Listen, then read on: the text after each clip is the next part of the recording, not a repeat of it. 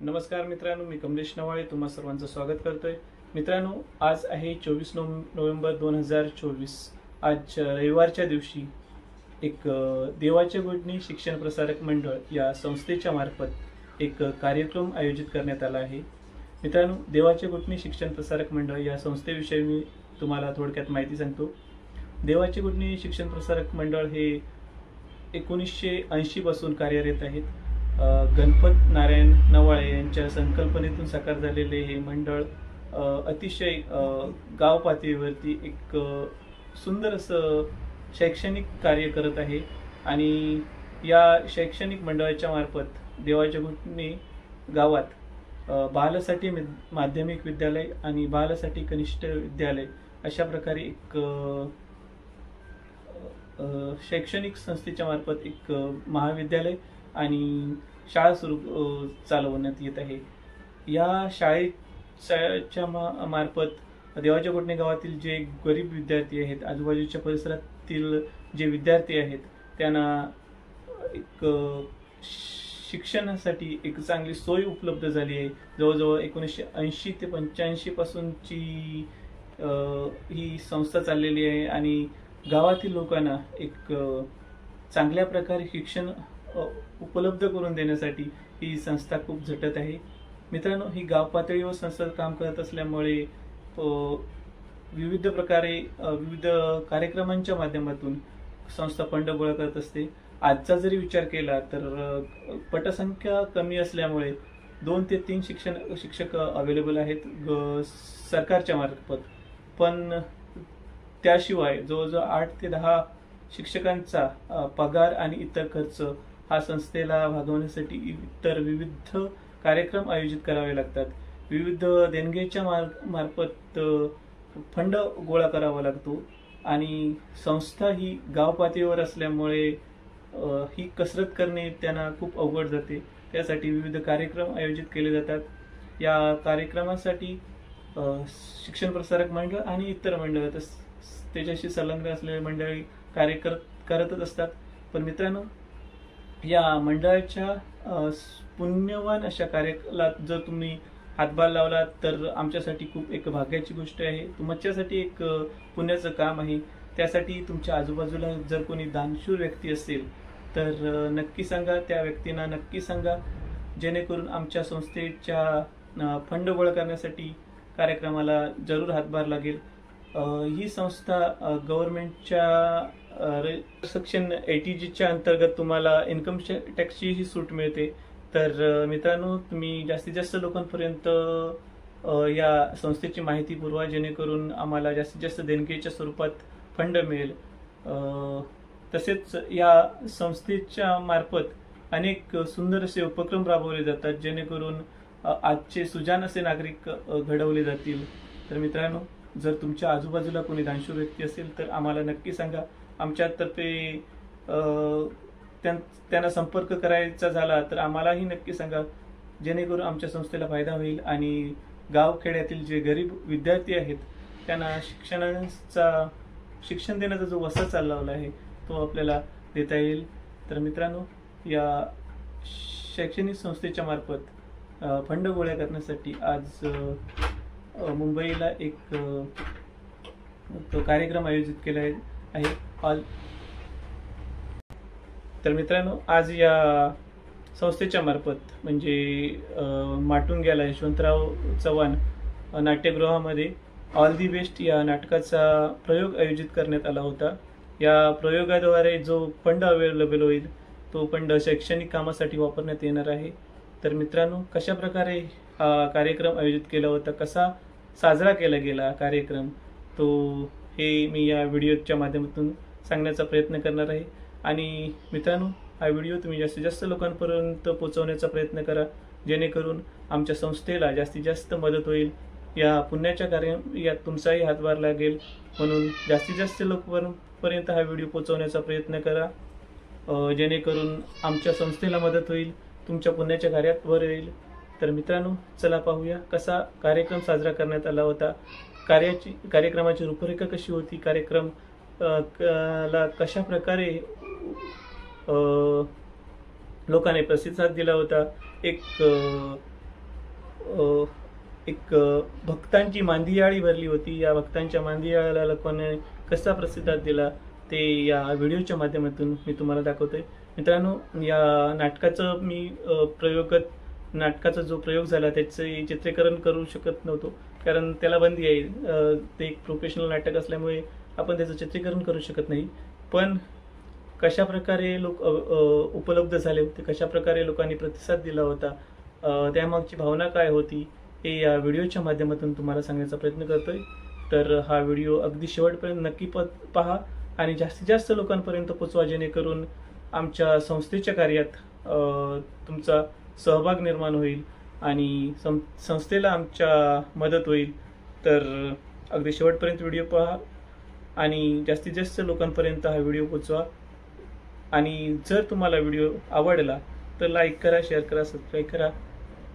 तर पाहूया कसा कार्यक्रम झाला आणि त्याची सांगता कशी झाली या व्हिडिओमध्ये. सकाळच्या सुंदर वेळी सुरू झाली भक्तांची मांदियाळी. माटुंगा येथील यशवंतराव चव्हाण नाट्यगृहात सर्व लोक एकत्र जमू लागले होते. मित्रांनो, पंढरीच्या विठुरायाला भेटण्यासाठी जसे लोक आतुर झालेले असतात, तसेच अगदी आपल्या लहानपणीच्या मित्रमैत्रिणींना भेटण्यासाठी लोक अगदी आतुर झाले होते. नाटक हे केवळ एक निमित्त होते, पण मित्रांनो, ही सगळी मंडळी जमली होती आपल्या बालपणीच्या मित्रमैत्रिणींना भेटण्यासाठी, त्यांच्या समवेत आपली सुखदुःख शेअर करण्यासाठी आणि त्यांच्या समवेत नाटकाची मजा लुटण्यासाठी. तर एखाद्या दिंडीला जमावेत, पंढरपूरच्या वारीला जमावेत, त्याप्रमाणे हे लोक सगळे एकत्र जमले होते. एकमेकाची सुखदुःख वाटून घेण्यासाठी, एकाची आपुलकीने चौकशी करण्यासाठी ही लोक सगळे एकत्र जमली होते.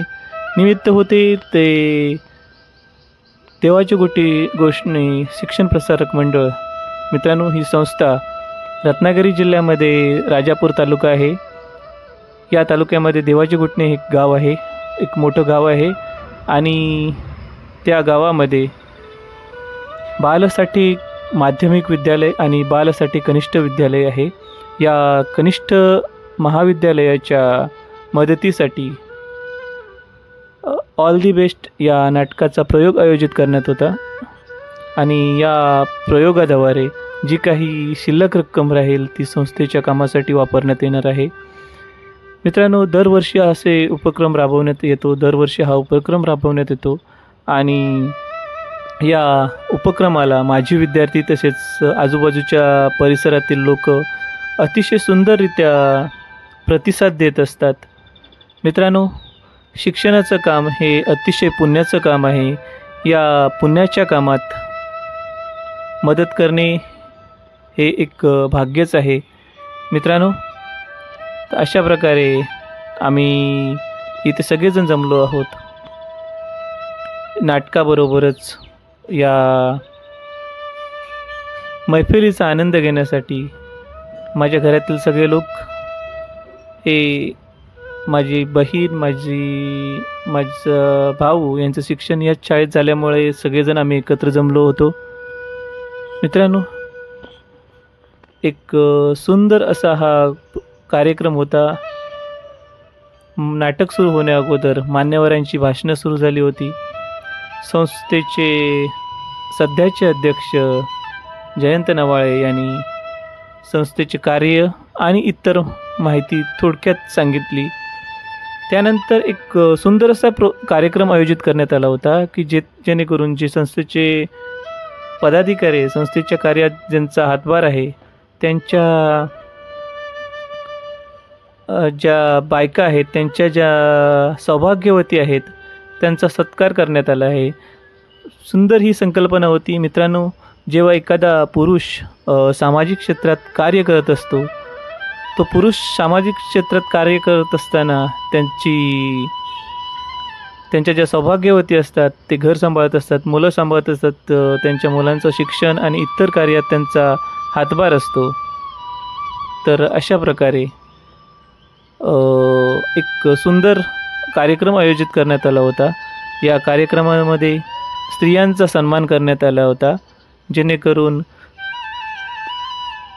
अनेक क्षेत्रातील लोक जे पुरुष हिरिरीने भाग घेतात त्या पुरुषांच्या बरोबर अजून पुरुष त्या क्षेत्रात विविध क्षेत्रात काम करू शकतील. अशा प्रकारे सुंदर असं कार्यक्रमाचं आयोजन केलं होतं. मित्रांनो, हा कार्यक्रम आयोजित करण्यामागे विविध हेतू होतेच, पण त्याबरोबरच या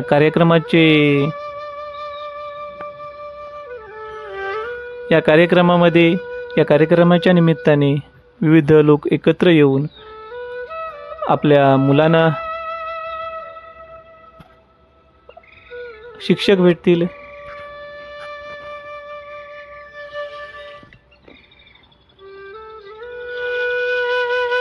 विविध क्षेत्रातील लोक मार्गदर्शन करतील या हेतूने हा कार्यक्रम आयोजित केला होता. आमचे चुलत भाऊ श्री शरद नवाळे यांच्या देवमाणूस या कादंबरीचं प्रकाशनही या वेळी करण्यात आलं होतं.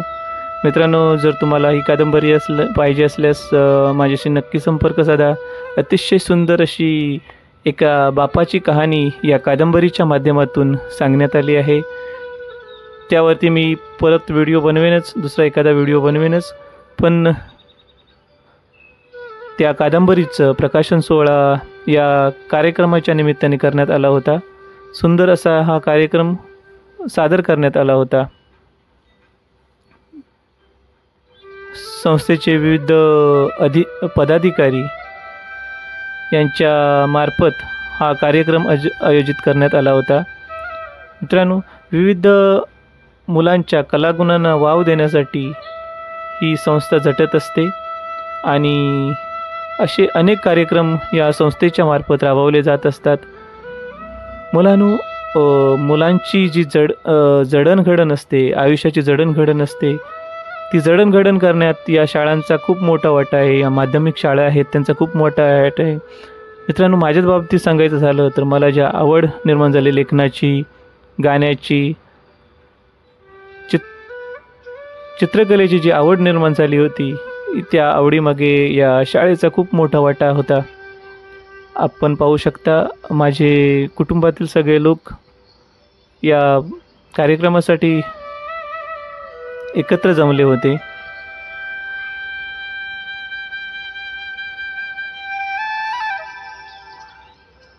एक मांदियाळी तयार झाली होती. पंढरीच्या विठ्ठलाला भेटण्यासाठी जसे लोक आतुर झाले होते, त्याप्रमाणे आपल्या जुन्या मित्रांना, मित्रपरिवारांना भेटण्यासाठी लोक एकत्र जमले होते. अतिशय शिस्तबद्धरित्या सगळ्यांनी कार्यक्रमाचा आनंद घेतला होता. हा कार्यक्रम व्यवस्थित व्हावा यासाठी शिक्षण प्रसारक मंडळ आणि इतर मंडळाशी संलग्न असलेल्या मंडळांनी प्रयत्न केलेच होते, पण लोकांनी शिस्तीने हा कार्यक्रम अतिशय सुंदररित्या पार पाडला होता. मित्रांनो, अशा रीतीने या सुंदर कार्यक्रमाचा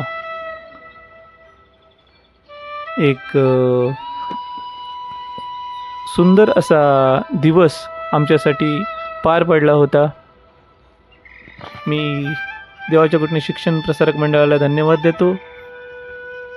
त्यांनी हा सुंदर कार्यक्रम आयोजित केला होता. आणि मित्रांनो, जर तुमच्यापैकी कोणाला देणगी द्यायची असतील मंडळाला तर नक्की द्या. आमच्याशी नक्की संपर्क साधा. माझा कॉन्टॅक्ट नंबर खाली मी देतच आहे. या नंबरवरती मला फोन करून नक्की सांगा. आणि संस्थेच्या या कार्यात तुम्हीही सहभागी व्हा अशी तुम्हाला परत अपील करतो. कारण शिक्षणाचं कार्य हे पुण्याचं कार्य आहे, ते तुम्ही सर्वांनी मिळून उदंड प्रतिसाद आणि रिस्पॉन्स दिल्याबद्दल तुमचे खरंच खूप मनापासून आभार. आमच्या टीमकडून एक छोटीशी विनंती करतो तुम्हा सगळ्यांना. आमच्या टीमचा प्रयोग, आमचा नाट्यप्रयोग तुम्हाला आवडला असेल तर प्लीज आपल्या मित्रमंडळींना, नातेवाईकांना आवर्जून सांगा.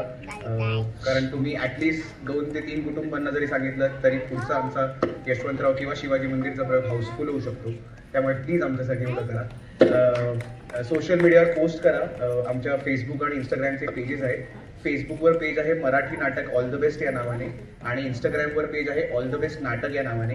प्लीज हे दोन्ही पेजेस फॉलो करा. तुम्हाला आमच्या नाटकाचे पुढच्या प्रयोगाचे डिटेल्स कळतील. आमचा पुढचा प्रयोग पुढच्या शनिवारी दुपारी 3:30 वाजता शिवाजी मंदिरला आहे आणि 8:30 वाजता दीनानाथला आहे. दीनानाथ नाट्यगृह विलेपार्ले. दोन्ही प्रयोग आपल्या वेस्टर्न लाईनला आहे. तुमचे जर कोणी नातेवाईक मित्रमंडळी येणार असेल त्यांना आवर्जून सांगा. आणि आमच्या पुढच्या प्रयोगाला तुमच्या मित्रमंडळींबरोबर, नातेवाईकांबरोबर तुम्ही पुन्हा आलात तरी आम्हाला खूप आवडेल. Thank you so much. नाटक संपल्यानंतर नाटकाची जी कलाकार मंडळी होती त्यांना भेटण्यासाठी प्रेक्षकांनी एक गर्दी केली होती. त्यांचा मान राखत विकास पाटील म्हणा, मयुरेश पेम यांनीही त्यांच्या प्रेक्षकांच्या विनंतीला मान करून त्यांच्याबरोबर फोटो काढले, सेल्फी काढल्या. आम्हीही त्यांच्याबरोबर, विकास पाटील यांच्याबरोबर सेल्फी काढल्या होत्या, फोटो काढले होते आणि अशा प्रकारे कार्यक्रम संपला.